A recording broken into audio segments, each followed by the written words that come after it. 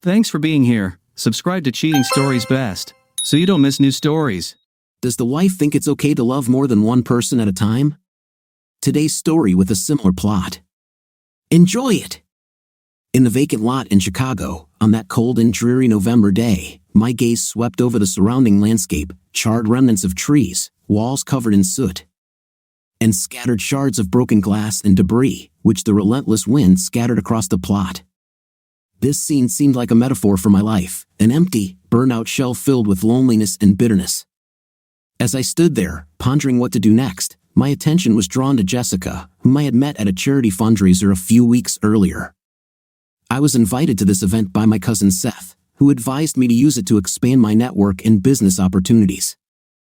The event turned out to be dull, but suddenly Jessica caught my eye with her grace and confidence. We spent the evening in pleasant conversation, and I decided to invite her to dinner. Our meeting was full of shared interests, and I quickly felt drawn to her. We dated for several months until the romance between us faded. Despite my shyness and uncertainty, one evening Jessica took the initiative, showing me that passion is not just a man's affair. She gave me a ride that would have made a mechanical bull seem tame, and by the time we were done, I was completely and utterly exhausted. At that moment, it was the most enjoyable thing I had ever done in my life. From that moment on, intimacy became frequent and easy, and our relationship deepened. Within a few months, we were living together, and a little more than a year after we met, we got married. We moved into a 4-bedroom house in a nice neighborhood with trees, did some landscaping, got a dog, and life was very, very good. Almost everything about marriage suited me: the end of loneliness that I did not want to admit, unconditional emotional support, the physical satisfaction of meaningful sex, having someone to love and be loved. It was everything I wanted and more. Of course, there were some problems. I was always a little busy at work, so Jessica was a little frustrated with my availability, and there were probably a few other habits that she found a little annoying. Naturally, something irritated me too. Perhaps the biggest challenge was that we had to interact with her family a lot more than I would have liked. Don't get me wrong, I didn't dislike her family. They were good, decent people, generally polite, and didn't have any particularly unpleasant personality traits. But I just didn't want to spend much time with them. Her parents were an outgoing, friendly couple, and they seemed to like me. But they tended to lecture us about how we should live and put a certain amount of pressure on us to have children. But we were never around each other long enough for it to particularly annoy me, so it wasn't much of a problem. Her little sister, Mindy, and her husband were a little more problematic for me. Mindy was a shorter, slightly rounder version of Jessica. She dressed like Jessica, talked like Jessica, and when Jessica was around, she was never away from her for more than a few minutes. They were like virtual Siamese twins, whispering conspiratorially, laughing at inside jokes, and gossiping shamelessly about friends and family. And since she and her husband lived 15 minutes away from us, we spent quite a lot of time together. There's nothing wrong with that, I suppose, and maybe it was jealousy, but when she was with Mindy, she wasn't really with me, and it was more than a little unpleasant. Mindy's husband didn't make things any better either. He was a tall, fair-haired, good-looking guy named Bruce, friendly, easygoing, and in my opinion, not particularly smart. He took over his family's furniture store in Joliet, and it was his favorite, and sometimes only, topic of conversation. He talked about the store as if it were Microsoft and he was Bill Gates, bragging about how well it was run and how no one else in the furniture business knew what they were doing.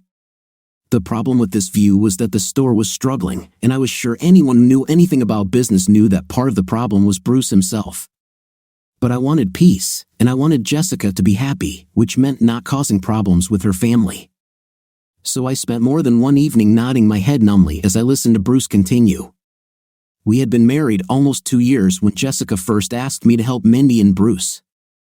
She had prepared a fancy dinner with candles and music to set the mood and dressed in a way that promised a nice night in bed. So, as a typical newbie husband, I figured she was just interested in having a great roll in the hay with me. But as the evening went on, it became clear that she had her own plans. She continued to talk about how lucky we were to have such a large income and how she felt we were in a great position to help others. Then, with an air of practical misery, she admitted how worried she was about Mindy and Bruce just getting by. It turned out that Bruce owed a certain amount of money and was having difficulty making payments, and without help, he would not be able to complete his inventory list. I quickly realized where this was going and got down to business. "How much do they need, Liv?" She paused and raised her eyebrows, letting me know that I had confused her planned presentation. She chewed her lip, thought for a minute, and then looked shyly into my eyes. "He needs 50 or 60,000. This will make them free and confident." I almost choked. Yes, we were doing well, but most of my money was tied up in a family trust, and that amount would have put a very, very big dent in our ready cash. I knew I could get the money out of the trust if I really needed it. But I didn't want to have to explain that to Bernie Blackman, our chief business attorney who also handled the trust. He would do what I asked, but I knew that for the foreseeable future, he would be fussing with me to get the money back. He wasn't cruel, he just took his job of protecting the money in the trust as well as the business very seriously. As I thought about it, it was the only time in our entire marriage that I tried to brush off Jessica's serious request. "I don't know, Liv. That's a lot of money." She frowned. "Mindy says that he has some great ideas and that they will return the money right away. They make good money, if that's what you're worried about." "I'm sure of it." Well, I wasn't sure about that. In fact, I was sure that I would flush a significant amount of money down the toilet if I sent it to Bruce. But I wanted Jessica to be happy, so I went ahead and wrote out a check for 60,000. Firmly telling Jessica that this meant that we will have to save a little until the money comes back. I once heard advice that if you lend money to relatives, assume that you will never see them again. This sets you up emotionally so that the relationship doesn't deteriorate if they don't return the money. So, in my understanding, it was a gift, a $60,000 gift to Jessica's sister and her relatively incompetent brother-in-law. Which I didn't think would solve their problem because I knew he wasn't a good enough businessman to run his own store even with the money. I wasn't happy, but I wanted to be a good guy for her and her family. I wanted to please them and was ready to shell out $60,000 to do it. 3 or 4 months after I loaned Bruce the money, I was at home rummaging around the house for a flash drive that had important data on it. I had a bad habit of absent-mindedly putting important things in unusual places, so I practically ransacked the entire house. After checking all the usual places, I wandered into the guest room, looked around the table, and even looked under the bed. When I stood up, I noticed that it was unusually lumpy, at least by the standards of Jessica's house, and was definitely in more disarray than I was likely to cause with my little searching. It was obvious that someone had been lying in it and had hastily pulled up the sheets and covers without making them properly. It didn't seem like a big deal to me at the time, but later that evening, I accidentally mentioned it to Jessica. "Hey, did someone sleep in the guest bed?" "I went there recently, and it was pretty unkempt," I said. Jessica began to stutter her answer and looked flushed and nervous. Well, I took a nap there earlier." "Sorry, I was cleaning, and I was so exhausted that I just jumped into bed and didn't have time to clean anything." At that point in our marriage, I trusted Jessica so much that the thought that her explanation was anything other than God's honest truth did not occur to me. In fact, I remember thinking it was funny that she was nervous or embarrassed because she needed to take a nap in the middle of the day. But the blanket wasn't the only clue I missed. Over the next year or so, several more strange, inexplicable things happened that, if I hadn't stuck my head so far up my ass, would have shown that Jessica was not a paragon of virtue.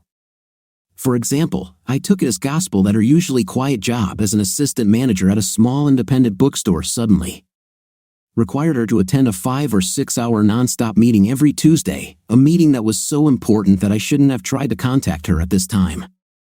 I also accepted all explanations about the small bruises that appeared on her body, some of them in relatively private places, or the underwear in the wash that I did not remember her wearing. And then there was the story with orange juice. Jessica started shopping at a new high-end grocery store, which in itself wasn't much of a problem. Except that she couldn't buy many of the things I liked, including my favorite brand of orange juice. I complained about this and asked her to change stores. But she insisted that the new store was better and much more convenient for her since it was right on the way home from her Tuesday meetings. Her grocery shopping choices might not seem like a particularly strong indicator that she was cheating. But it was the information that made me finally stop and think, which ultimately led to the epiphany that broke my heart. Less than 18 months after the first loan, Jessica began hinting that Bruce and Mindy might need more money. By that time, he had not returned even a fraction of the original $60,000, and I did not want to give additional money, especially to support an enterprise that I considered unsustainable. So, I brushed off Jessica's offer, hoping she'd get the hint and stop asking. But she kept at it and suggested that Mindy and Bruce might lose business if they couldn't upgrade and get more inventory. Still trying to be Mr. Popular, I felt like I couldn't say no outright, so I finally agreed to look at Bruce's business plan and tour his store to see what he wanted to do. I was hoping Jessica would back down if I at least confirmed that this was a bad investment. I met Bruce at his store on Monday morning, and with typical unbridled enthusiasm, he walked me around the store, showed me the floor plan, introduced me to the staff, smiled, and patted me on the back like we were the greatest of friends. When we stopped to talk with someone, he spoke about his business plan with great confidence and sincerity, expressing how he was confident that with a little more money to improve inventory and a few upgrades, the store would quickly turn a significant profit. Bruce and I sat down in his office for half an hour, and I shared my doubts as diplomatically as possible. I let him know that I thought the business had some pretty deep-seated problems. I implied that unless he could optimize and cut costs and prices, he was unlikely to truly increase customer interest and revenue, even with the changes he wanted to make. I even very gently suggested that he consider selling the business and doing some other work. But he was very offended by this and repeated that he was sure that a facelift was all that was needed to improve the situation. I didn't have the heart to directly say no to his request for money. So I explained that I didn't have enough personal funds to give him a large loan and that it would have to come from a trust. I told him I would go back and talk to Bernie and see if he could clear the way for the loan, but I couldn't guarantee anything. My plan was to avoid conflict and at least make it seem like I was making a legitimate effort to get him money before delivering the bad news and essentially blaming Bernie for turning him down. Cowardly, I know, but I wanted to keep peace in the family and wasn't in the mood to lose that much money. In truth, Bernie would do almost anything I asked him to do. But I always impressed upon everyone I knew that he had to keep tight control of the trust and that I could not overrule his decisions. It may seem unfair to make Bernie out to be the bad guy, but to be honest, I think he enjoyed the role and never complained to me about it. At the end of the conversation, Bruce nodded his head and flashed a wide, confident smile, letting me know that he felt he would get the credit. He shook my hand firmly and patted me on the back, again making me feel even more guilty. As I walked away, I pulled out of the parking lot and drove down the highway, thinking about meeting Bruce and trying to mentally absolve myself of the sins of cowardice and borderline dishonesty that I had just committed in his store. I was driving along, not paying much attention to my surroundings when I saw something that at first seemed like a strange coincidence but then developed into a vague, disturbing thought. It was a grocery store, smaller than most big chains, painted green with a large Salvador sign. It looked so unusual that I was sure that I had never seen anything like it anywhere, but for some reason, the name rang a bell, and I couldn't immediately understand why. I pondered this for several minutes before it finally dawned on me. Salvador's was the name of the store Jessica started shopping at, a store that didn't stock my favorite orange juice and was much easier to get to. Only, this store wasn't near her work, our house, or anywhere else it would make sense for her to be during the week. So, it just didn't make any sense that this store was convenient for what she did on Tuesdays, unless, of course, she did it in a furniture store. Thinking about it, some disturbing possibilities began to appear. I made a U-turn and drove past Salvador's, then headed back to Bruce's furniture store and sat in his parking lot for a few minutes. I pulled out my cell phone and checked if this was the only Salvador's store in Chicago, and then spent 15 or 20 minutes thinking about all the possible reasons why she might shop there. I considered the possibility that Jessica had another office in the area, at work that she might meet Mindy for lunch. That maybe she goes to a fitness club or something in the area, but my mind kept bringing me back to a conclusion I didn't want to face. Suddenly, I wanted more information and decided to take the bull by the horns and meet Bruce face to face. I jumped out of the car and walked briskly to the front door of the furniture store, where I noticed the clock written on the glass indicated that the store was open until 8 on weekdays, except on Tuesdays when they closed at noon. The cancerous suspicion that arose a few minutes ago continued to grow. Slamming the door, I entered the store and headed towards the first employee I saw, a rather awkward middle-aged man who was stirring coffee. "I'm sorry, but I'm on a break now," he interrupted irritably. "Look, I don't want to take up time, but I need to talk to Bruce McCoy urgently.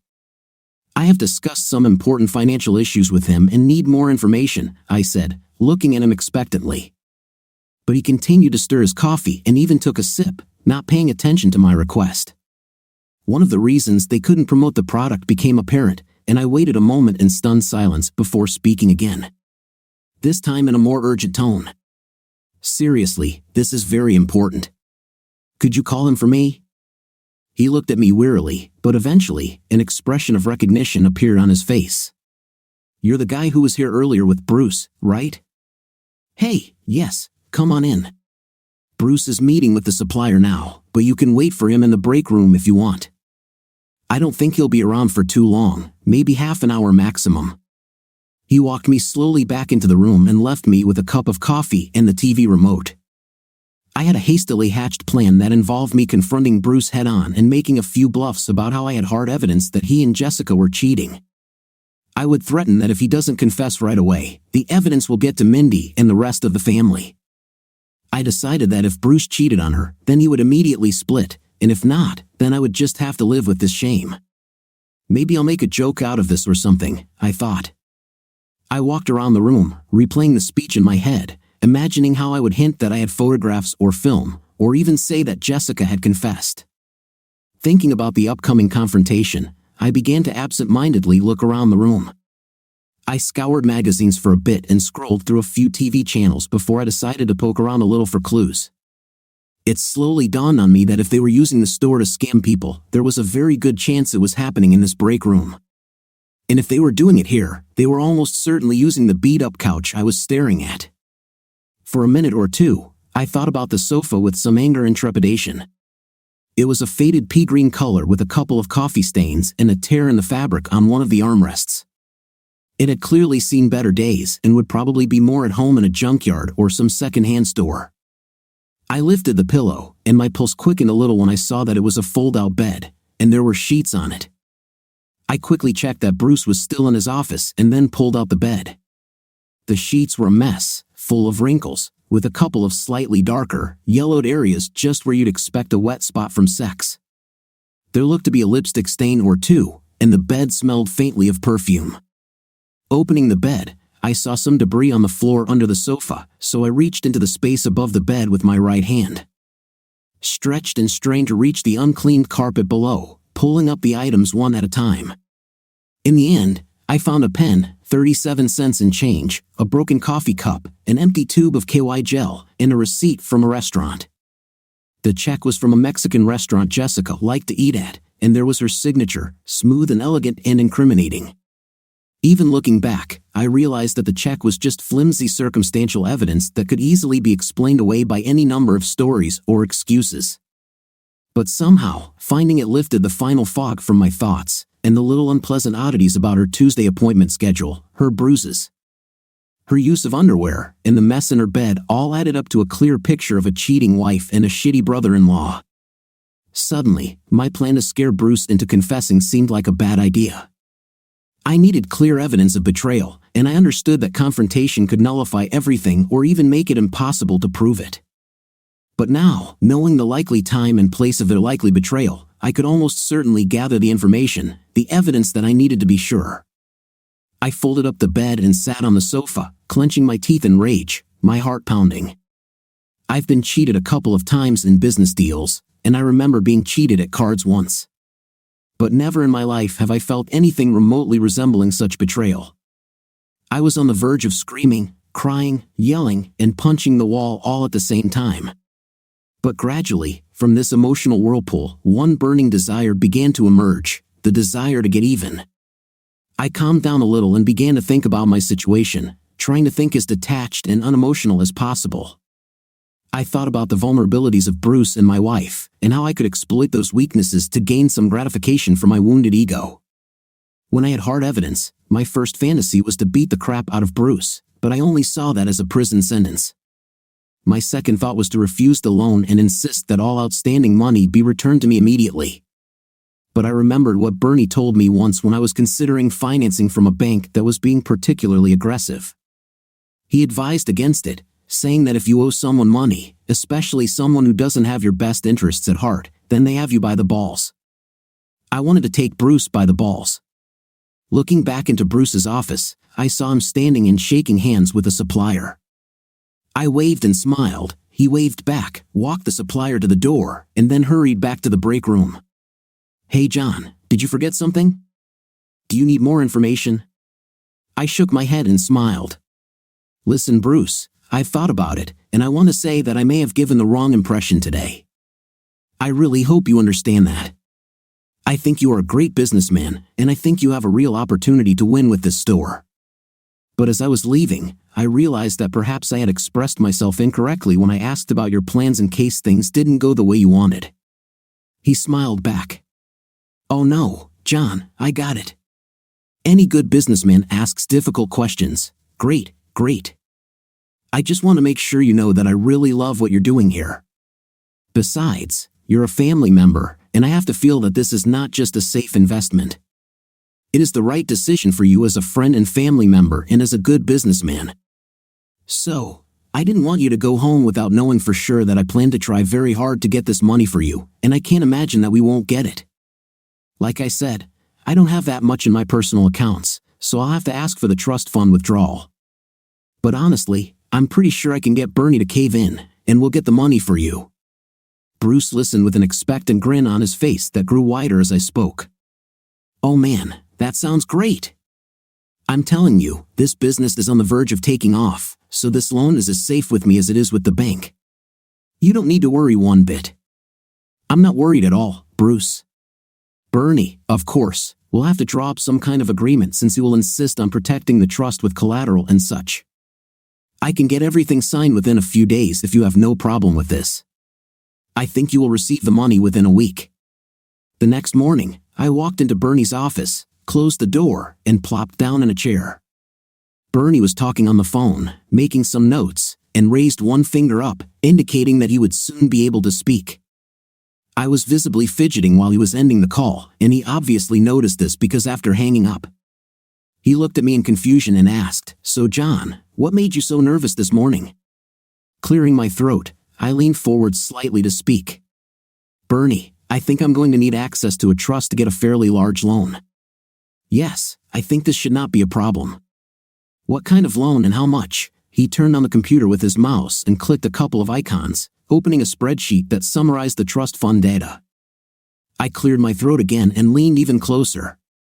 "Look, Bernie, before we start filling out the paperwork, the first thing I want from you is absolute confidentiality.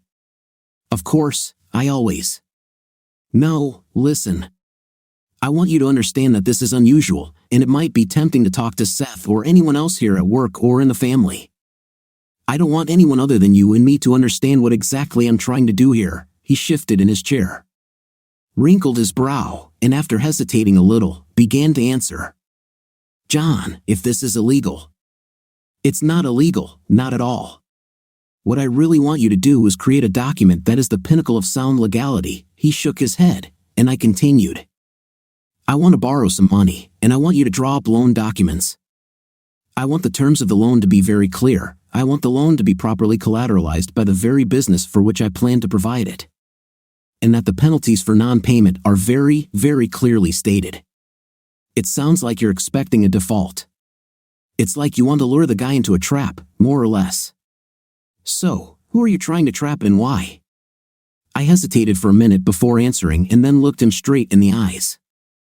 "I want to trap my brother-in-law, Bruce, and the reason is Jessica." He raised his eyebrows in surprise and opened his mouth several times to answer but never said a word. Finally, he drank from a glass of water standing on the table and said breathlessly, "Are you, sure about this?" "Very," I replied. Within a week, the document was completed, and I personally brought it to Bruce for him to review and sign. He asked his lawyer, a small muscular guy named Tim, who also happened to be his cousin, to sit down with us to review the document. "Okay, sir," began Tim. "I looked at it last night, and it's pretty much what I expected from a business loan. but there are a couple of things I'd like to point out. Bruce, before you sign. Okay, Bruce flashed his usual agreeable smile. Sure, give me the information. Tim cleared his throat and looked closely at Bruce. I thought I caught a hint of contempt in his gaze, as if he knew how little Bruce understood about running a business. Okay, first thing, this $425,000 loan will be repaid over 7 years. You've got a pretty standard rate here.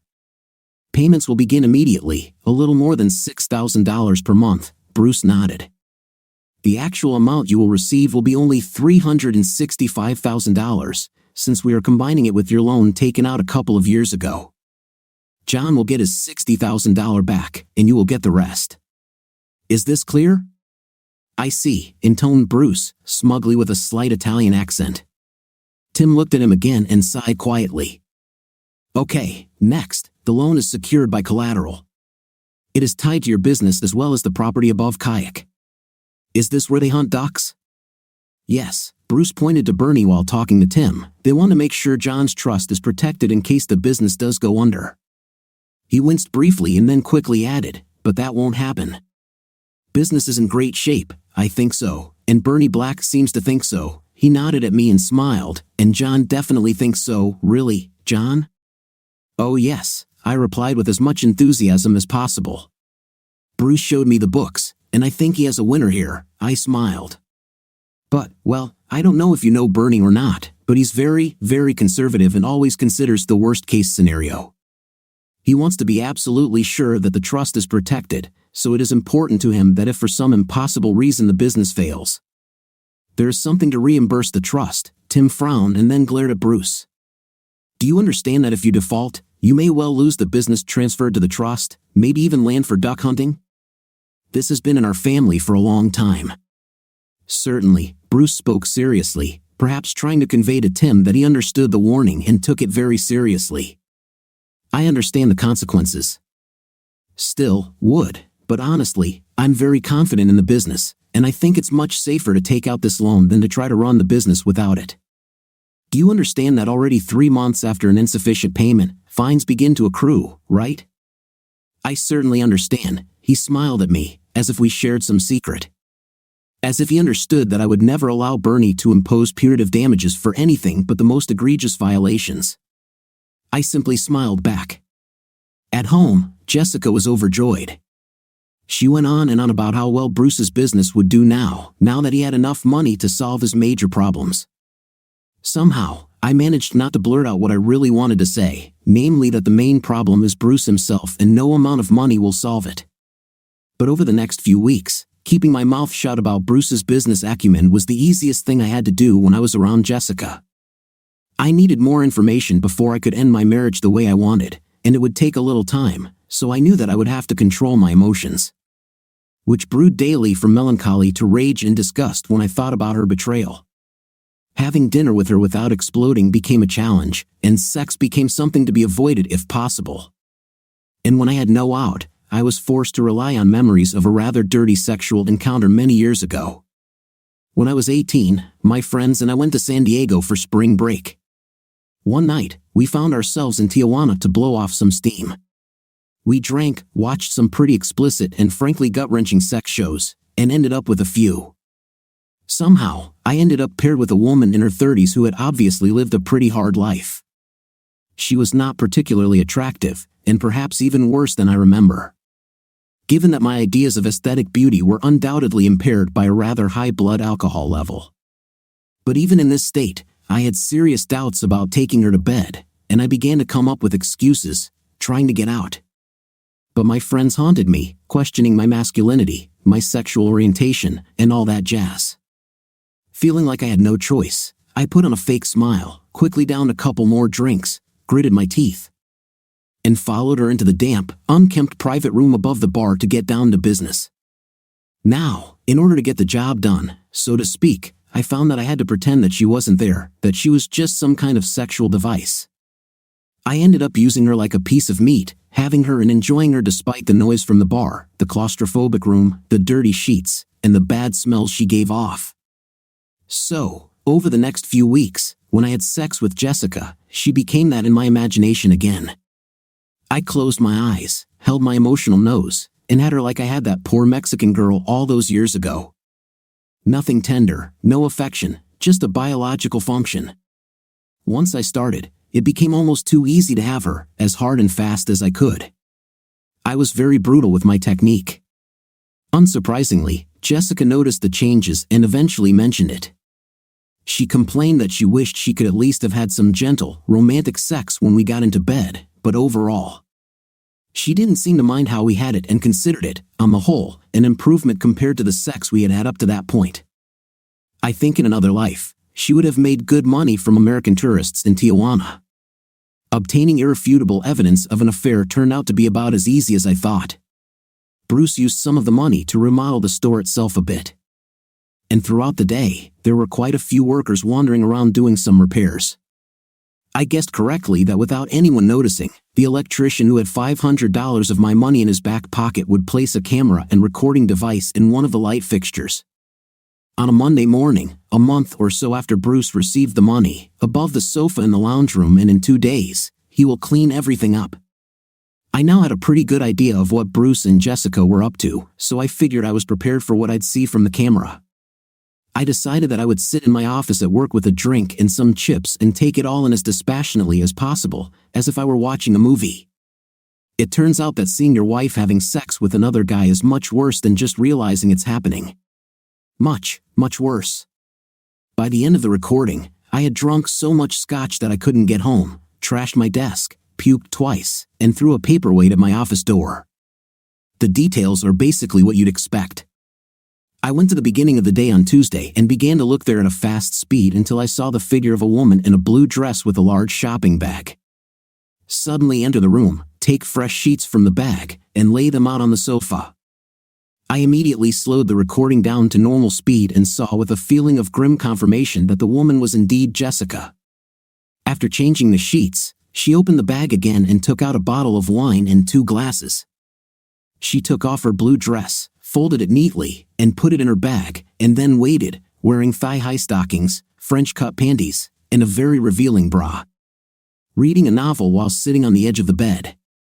It felt strangely surreal, reminding me a little of a strange performance art exhibition I once saw in New York, where a scantily clad young woman was reading strange New Age poetry to an audience who were more concerned with her breasts than with the poetry. When Bruce finally entered the room, Jessica put her book down, smiled, and stood up to hug him.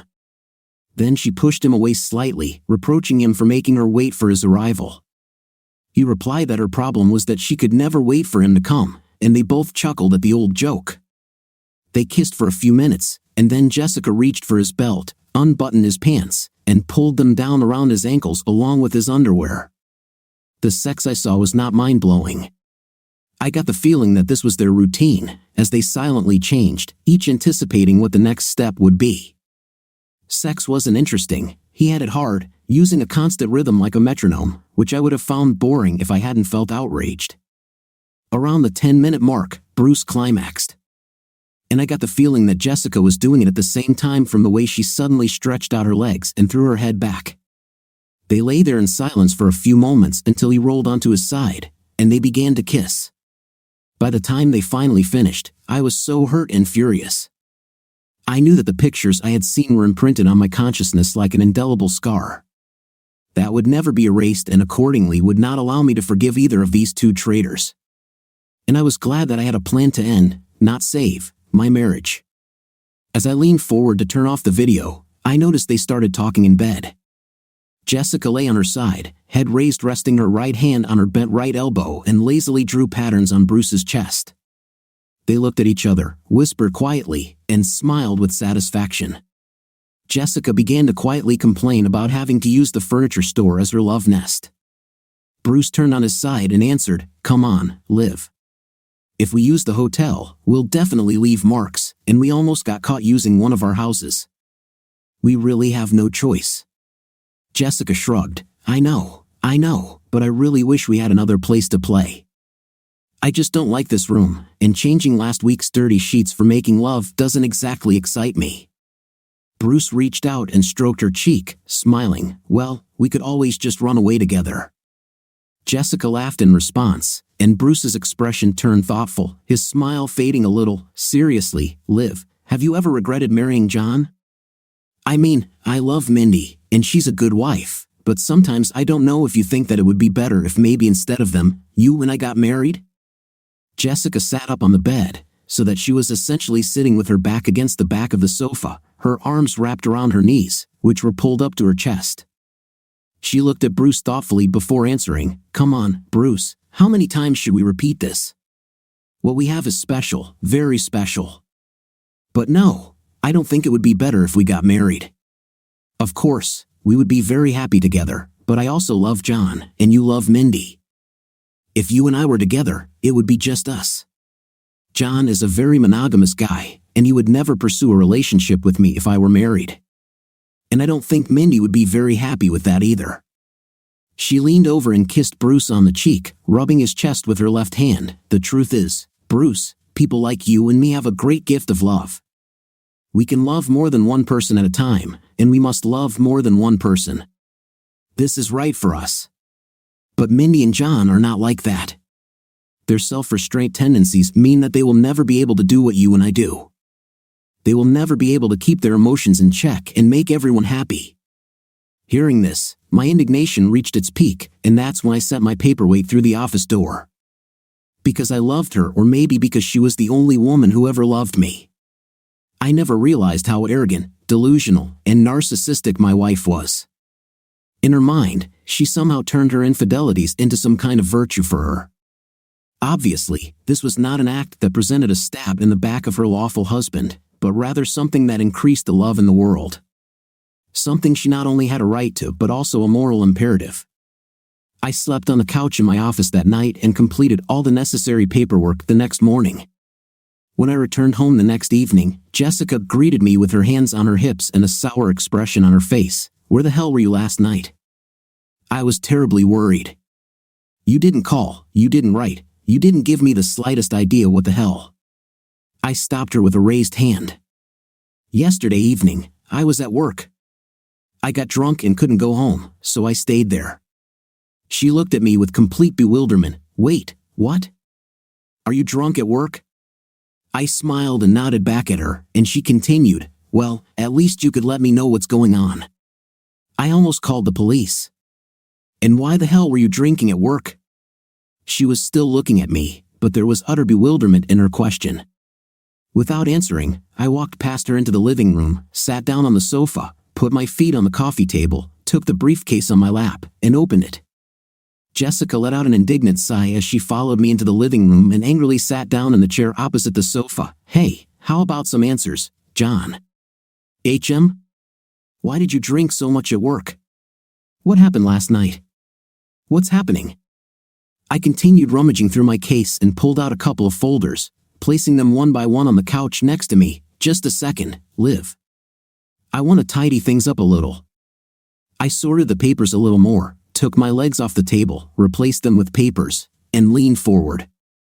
I rubbed my hands together as if anticipating a sumptuous meal, looked at Jessica, and smiled. Okay, then let's get started. What? Let's begin. Yeah, well, after what happened last night. Last night? What happened last night? Jessica's aggressive attitude quickly gave way to something more passive. When I got home, I began to sense her slight fear. Can you at least tell me what you did last night? Oh yeah, I watched the video. You watched the video? Yeah, I saw the video of you and Bruce having sex on that couch in the lounge, and I thought it was a little disturbing, so maybe I went a little overboard. You understand? I smiled thinly, emotionlessly at Jessica, whose face went from bewilderment to shock to fearful confusion.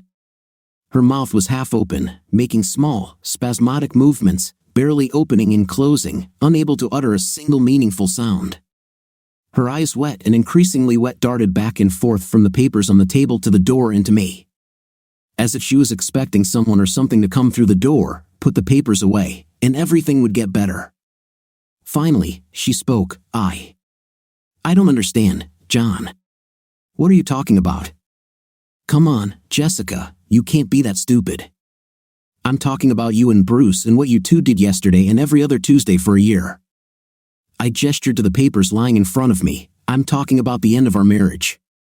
Jessica gasped suddenly and covered her mouth for a moment. I waited for her to answer. John, we can work things out. I think I can make you understand. Oh, I think I understand, Liv. I took a DVD out of my briefcase, held it in my hands, and then pushed it across the table towards her. Last night, I received all kinds of information to help me understand. Indeed, a veritable gold mine of new facts about my loving wife and my friendly brother-in-law. She stared at the DVD like she was looking at a poisonous snake, physically recoiling slightly but making no effort to grasp it. Come on, Liv, this is your copy. I won't tell you how I got it, but I have my own for future reference and to further teach your philosophy of love and devotion. She leaned forward and started to stand up, and for a moment, it looked like she was going to come towards me, but I raised my hand and stopped her, and she sat down. She bit her lip for a second, and then, looking straight at me, she spoke again, slowly and deliberately. With a kind of false confidence that I suspected was meant to hide the trembling in her voice. John, listen, you have to open your mind and think about this. There is no point for you to destroy your life, our lives, because we have different values and talents. I love you and have always been willing to accommodate our differences, and I hope that. I interrupted her with a mock snort. Different values and talents? Seriously, do you think cheating on your husband is some kind of talent? Because honestly, Liv, I'm sure everyone is capable of this. Seriously. Talent is not the right word. She took a deep breath and looked at the ceiling for a moment and then back at me. Ability. I think the right word is ability. I have greater capacity to love, and I can and have successfully loved more than one person at a time. Apart from outdated ideas about love and relationships, there are no reasons in which I cannot or should not use my ability. Please, just stop. Honestly, you're just annoying me with your excuses. I understood that you think that you have some special ability that gives you the right to deceive, lie, and cheat when you should be faithful, but really, that's just Liv's excuse. Anyone can be romantically involved with multiple people at the same time. This does not make them lovers with great ability, it just makes them cheaters.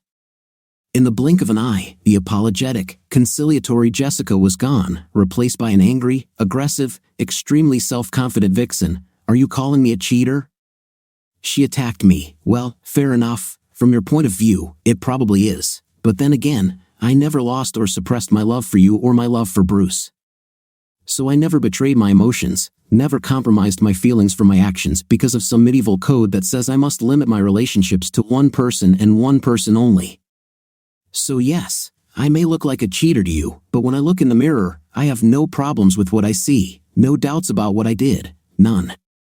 She was breathing heavily and passionately, her face and chest were flushed. There was a fire in her eyes, a look that made me challenge her, and I quit. Do you want to live like this? Some kind of open relationship with lots of different guys, loving one guy one day and another the next? Yes, please.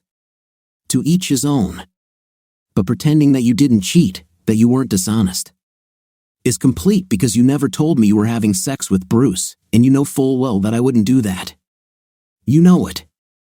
She felt my fire and turned away from me slightly, avoiding my gaze. But I turned so that my eyes rested on hers and then continued. So you decided to lie by omission. The greatest omission of truth I have ever personally encountered. You made me and practically everyone else think that we were a couple committed solely to each other. But you went and started or continued to have Bruce, hiding your cheap adventures in the furniture store as best you could. You've told lies, lived a lie, no matter what the hell you have a weird family philosophy that makes you a cheater.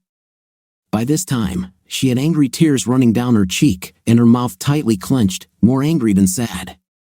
Slowly shaking her head in disagreement with what I said, but apparently having no words to back up her feelings.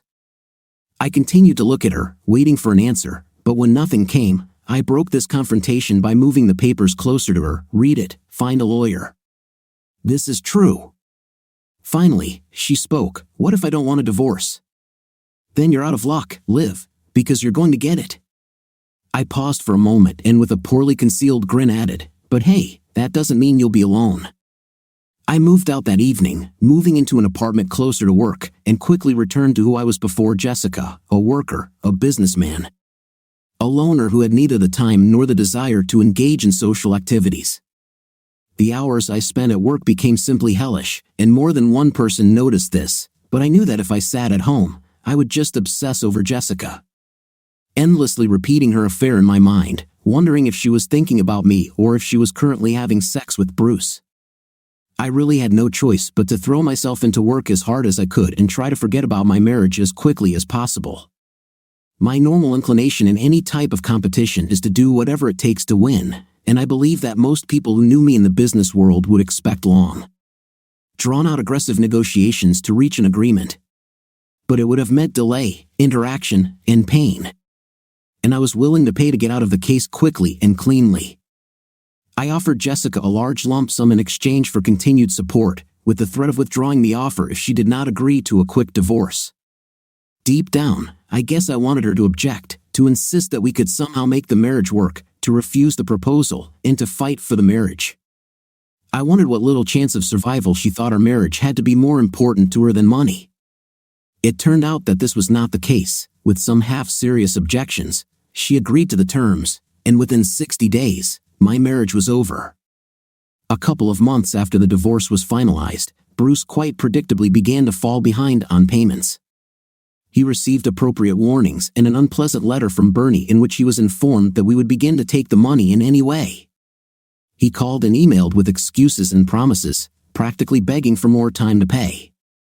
I instructed Bernie to play hardball, and we made it clear that we would exercise our rights and begin pursuing bail as soon as legally possible. On the eve of the detention, Bruce begged to meet with me in person, and I agreed. At that moment, I realized that he was desperate and was ready to do anything or take money from anyone to save himself from the wolves. I wanted the money to come from Jessica. I was looking forward to the meeting. We met in my office after work. Most of the secretaries had gone home, but my personal assistant, Sherry, remained in the outer office, ready to prepare paperwork if needed. Bruce looked more nervous than I'd ever seen him and held out his hand, dripping with sweat, for me to shake as he walked hesitantly into my office. Behind him, almost timidly, stood Jessica, and I found it difficult to catch my breath when I saw her. Jessica sat closer to me than Bruce. She was wearing one of my favorite outfits. She was fully made up and flashing her fiery smile. And I had no doubt that she was here to try to improve Bruce's chances by reaching out to my ex's emotional connections.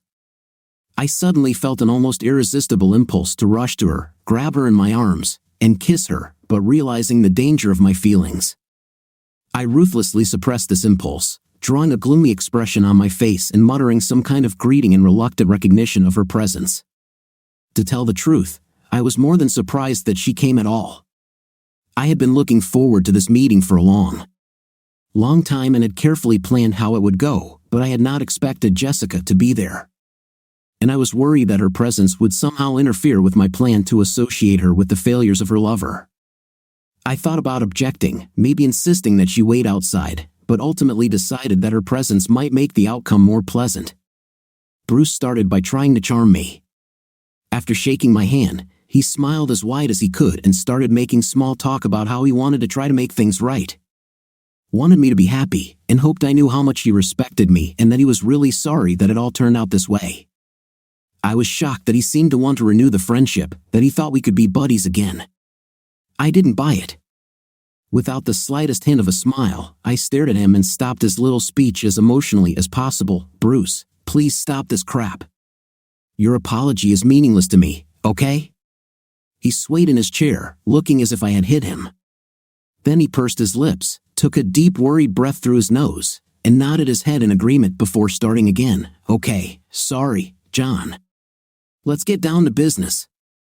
He looked at me as if this was my meeting, as if he thought I should continue, but I simply held my arms out in an expectant gesture and waited for him to state his case.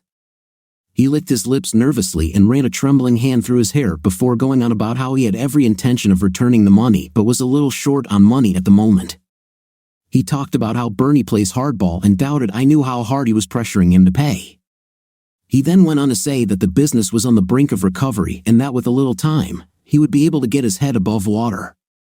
Finally, he ended up trying to prove that I would be in a better financial situation if I gave him more time. I leaned back in my chair, slowly, carefully studying Bruce's nervous smile, the thin film of sweat that formed on his forehead, and the poorly controlled trembling that his right hand showed as it lay on the table between us. "Bruce, if you weren't an outright deceiver, I would consider giving you a reprieve." His eyes went wide with surprise and distress, and he leaned forward, about to protest when I stopped him with a raised hand. "Come on, Bruce, you have to understand that it's almost impossible to trust a man who hasn't given a second thought to screwing his married daughter-in-law. You should know that asking the same woman's husband for financial help is simply ridiculous." Bruce shifted uncomfortably in his seat while Jessica nervously cleared her throat and spoke in a plaintive voice. "John, please. You can't punish Bruce just because I can do whatever the hell I want." "Jessica," I snapped, giving her a look of pure hostility, "why are you here anyway? I thought maybe I could talk you into it for old time's sake. I'm still worried about you," and I thought that I interrupted her sharply and loudly. "You thought wrong. Honestly, your presence just reminds me of how Bruce figuratively me by literally you. So, do yourself and Bruce a favor and sit back, try to look nice, and keep comments to an absolute minimum." There were tears in her eyes, and her chin began to wrinkle, but she did what I insisted and calmly sat back in her chair. I turned back to Bruce. "Okay, Bruce, that's how it will be. You will repay the debt on time according to a schedule, or I will begin the working off process to get everything I can from the collateral." Bruce shook his head aggressively. "Come on, John, you can't take my business away from me, you cannot." "I can and I will if you don't pay, Bruce. My advice is to get money, reach out to your family, find a bank, sell something. I don't care, just get the money." But you know that banks don't give me loans, otherwise I would have turned to them first, and my family can't help. They don't have that kind of money. I looked Bruce straight in the eyes. "Don't tell me all this nonsense about how your family doesn't have money. I know they do. No, they would help if they could, but they just can't. What about her?" I pointed my finger at Jessica. "Did you ask her for money?" Bruce sat back down. Liv doesn't. Liv doesn't." I laughed. "Of course, I have. I wrote her a check for $150,000. She has plenty of money, really." Jessica looked at me with a smirk, and Bruce looked at her with a question on his face. As I suspected, he did not know about the lump sum payment. She suddenly felt nervous, perhaps a little nauseous. "Well, yes, I have it, but I need this money." I laughed again. "Stop, Liv. I remember how safe you thought it was to give money to Bruce when you talked me into helping in the first place.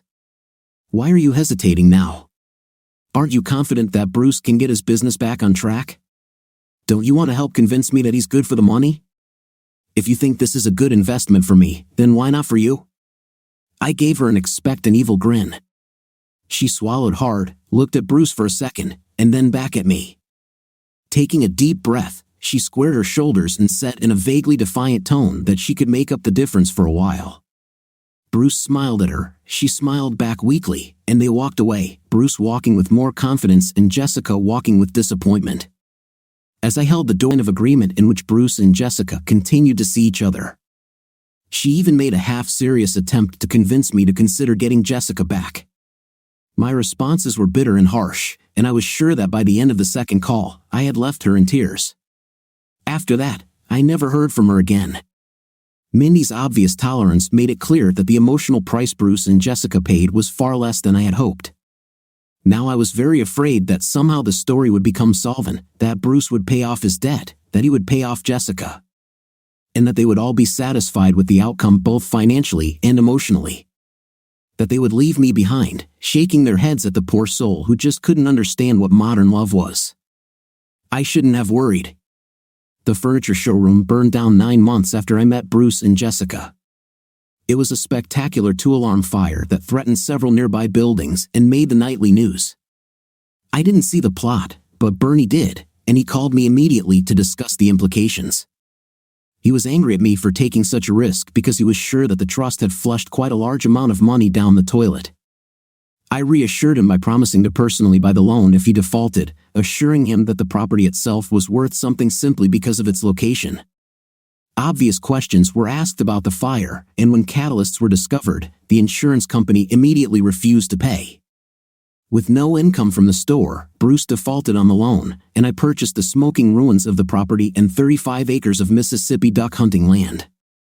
The criminal investigation lasted almost 6 months. The detectives put together a pretty good circumstantial case against Bruce and Jessica. They were able to prove that the store was losing money and Jessica was shelling out more and more money every month to keep it afloat. Bruce made several desperate attempts to obtain loans from other sources, failed, and then, as quietly as possible, made a last-ditch attempt to sell the business, but there were no buyers, even at a greatly reduced price. Investigators could find no evidence that Jessica or Bruce were near the store on the night of the fire or that they purchased anything to start or precipitate it. But their case was built on the theory that they hired a professional to set the store on fire. They found numerous searches containing the term arson on Jessica's home computer. Phone records showing communications with at least 2 men with arson convictions, and noted that she had withdrawn $15,000 in cash the week before the fire. Jessica and Bruce had a pretty good lawyer, no doubt bought with whatever money she had left, and the DA knew he was going to have a fight, so he started making deals. I'm guessing they started with first-degree arson and fraud charges and then went from there. The defense wouldn't settle for anything less than 4th-degree arson, so a game of tag began to set a trial date. I was on the witness list, waiting in the lobby outside on the first day of the trial, sitting on the hard wooden bench. I was reading the newspaper and absent-mindedly tapping my foot on the tile floor when a court official came out and announced that the trial was canceled. That they had finally made a deal, and that we could all go home. As I was gathering my things to leave, Jessica and Bruce walked in from the hall, accompanied by several officers and their lawyer.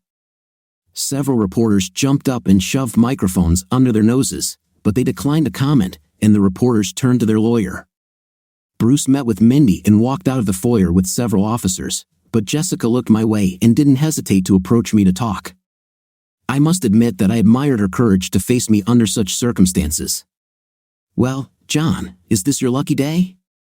Is this what you wanted, for me to be punished for my sins?" I laughed bitterly and shook my head mockingly. "I wanted to have a faithful wife and a successful marriage. I'll never get what I want from you." "Absent that, I just want my money," I replied. She snorted. "Well, you're not getting any of this, now are you?" "Oh, I got some of this back, and I have a store," she laughed. "And what are you going to do about it? Has it stopped smoking yet?" You'd be surprised what a smart businessman can do with a good piece of property, even a smoking one. Her nostrils flared, and her face hardened a little. She took a deep breath and paused before speaking again. "And now you are happier alone, without anyone. Married to your job for the foreseeable future," she gave me a knowing smirk. "Don't deny it. I know you. I know how much you hate meeting new people. I'm working on it, Liv. I loved you, but you are not the only woman in the world," I replied. She smiled confidently. "No, not the only one. But I don't think you can find, what do you businessmen call it, equivalent replacement. Whether you like it or not, you will miss me." I leaned towards her and whispered in her ear, "I might be a little lonely, but you won't be, will you? The good news is that you'll be sharing a cramped space with a bunch of pretty androgynous women with whom you can share all that abundant love you have. This will be beneficial for both you and the lesbians." Jessica surprised me by suddenly losing her composure at my last remark, recoiling from me as if I were radioactive. Her face was a mask of contempt, and her eyes flashed with anger. She took a deep breath, her chest heaving aggressively a couple of times, and then she exploded. "You sanctimonious, self-centered, emotionally damaged," she screamed as the officers dragged her away from me and toward the door. "You will be in the same hole as me, alone, without anyone, married to my slave." As I watched her scream at me, her love for me completely evaporated, leaving only contemptuous hatred. I was overcome by a sudden wave of melancholy. I resisted the urge to react in a way that would reveal my pain, smiled thinly, and muttered some quips about her public use of rather offensive language. But she just continued her diatribe as if I hadn't said anything. "But very little time will pass, and I will leave my prison and move on with my life, and you will remain alone, wanting to be with me. And then, many years from now, when you're married to some boring ex-secretary, you'll still regret not agreeing. The door closed behind her abruptly, ending the rest of her tirade. I turned and walked out of the courtroom. My day was cleared of judgment, and now, without any meetings or conferences, struggling with a growing sense of despondency and loneliness, I went to the burnt site and thought about my life. The temperature dropped, and the wind continued to whip my jacket and sting my face as I looked around, still wondering what I could do with the wreckage. I wasn't sure if I could even save the situation, and my main desire was to sell everything, forget about the loss, and focus on what I had always done. It was safe, perhaps even smart, but I knew there was another option. You could take a risk and rebuild, maybe even open another furniture store. I was thinking about the possibility of successfully selling furniture from the same place where Bruce failed. I was thinking about making a big deal out of it with lots of advertising, billboards, maybe even TV commercials. Something that Bruce and my ex couldn't miss. I could even call it Jessica and have lots of last-minute sales. It struck me that the decisions I would make regarding the site were similar to those I had unconsciously made regarding my life in general. Jessica was right about me. My natural inclination, in fact, my only social inclination before meeting her, was to withdraw, avoid the risk of intimacy, and focus on work. I saw myself inexorably approaching a life of loneliness, a financially secure but relatively joyless existence. I again became what suited me, doing something safe. Sitting down on the concrete block, I looked around again, still weighing my options. Still contemplating my future. I was stuck between my fears and desires, the ingrained habits that served and defined me, and the desire to change, to be different. I was about to leave and go back to work, let things slide and put off the decision for another day when a few rays of late afternoon sun filtered through the clouds and between the buildings and illuminated the graffiti-covered wall across the street. The light cast a burning orange glow on the wall, giving the concrete and lettering an incandescent quality. The words were written in bold white letters, clear and easy to read: take action. I have always been disdainful of superstitious people and the way they allow meaningless, objectively irrelevant things to rule their lives as signs or habits. But here, sitting on a concrete slab in the November cold, these words seemed to me like fate, a message from God. I took out my cell phone and called the office, calling my assistant. "Hey Sherry, who's the architecture firm that designed the new shopping center that's getting all the press? The one with glass and fountains." Hammerstone, something like that, I think," she chuckled lightly to herself for a couple of moments while she checked. "Yes, Hammerstone. Looks like they're based here in Chicago. Okay, listen, could you arrange a meeting with me as soon as possible? Are we building something?" I looked around the area, mentally imagining the new store, and suddenly felt a surge of confidence. Yes, I think so. Okay, sure, boss. Anything else?" I chewed my lip for a second as my eyes fell on the graffiti on the opposite side of the street, again reading the imperative act. "Yes, Sherry, there is one more thing. Do you remember that representative in the counterfeit jeans, the tall blonde, Brenda White, I think?" Sherry's voice became increasingly incredulous, and I wondered if she thought I was having some sort of breakdown. "Can you give me her number?" "Of course, boss. Do you want me to connect it?" No, I'll call myself. Thank you. What do you think of our story today?" "I think the story is quite interesting, with an interesting plot and an unexpected twist at the end. What's your opinion? Write your opinion in the comments. See you in the next video."